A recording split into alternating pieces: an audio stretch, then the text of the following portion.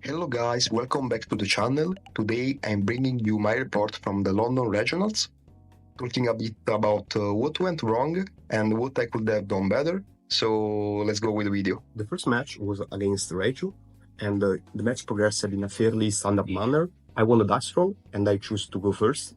And I saw all my keycards and the game played out smoothly, without any particular surprise or setbacks.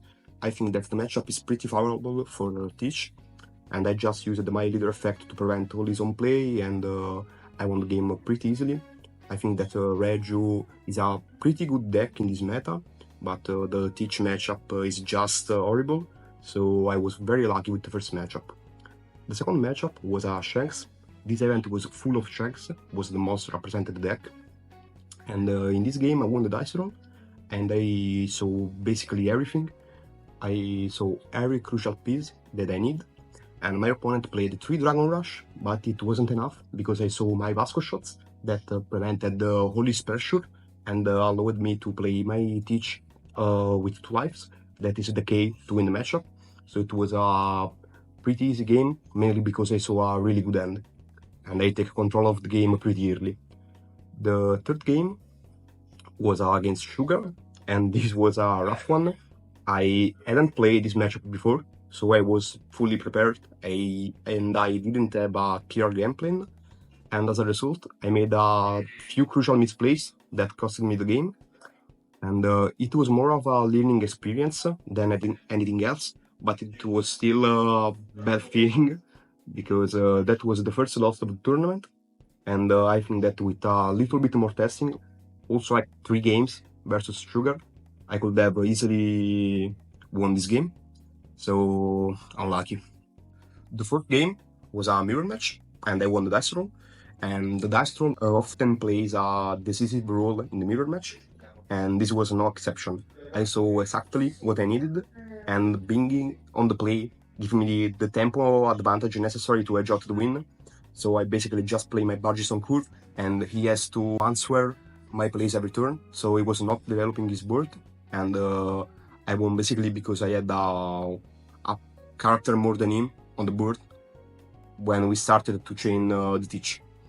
So when you go second, you have a huge advantage on your opponent. The fifth match was against Zoro, and I lost the dice roll. He decided to go second, but my opening hand was really good. I saw a docu in the early state of the game, so I was able to take control of the board pretty easily, and I saw all my Shirius. So the game was in my favor, basically because I saw a really good end, and it allowed me to take control of the game and stay healthy until the late game. Then I started to chain my tank hostage and basically won the game right away. The sixth match was another mirror, and I won the dice roll once again. And similar to the previous mirror, winning the dice roll gave me a huge edge, and I was once again able to set up my pieces. I just drew well and executed my game plan in an efficient way.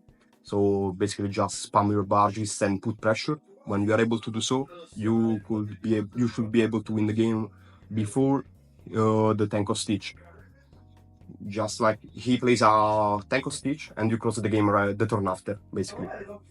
Mainly because my opponent didn't guard his life in a right way, I think, because he took some 5Ks, and I think that is wrong.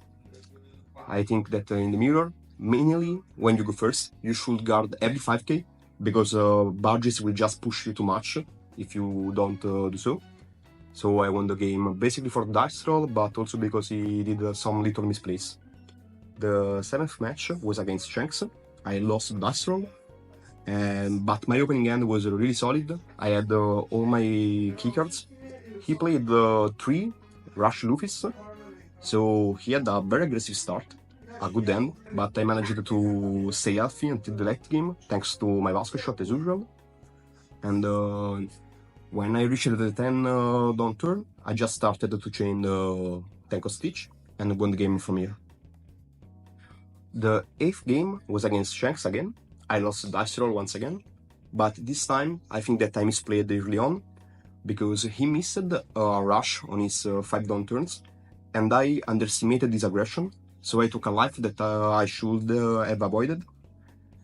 And my deck didn't cooperate. I saw too many bricks and too few counters, and I lost because I was not thinking about the 7 cost Newgate.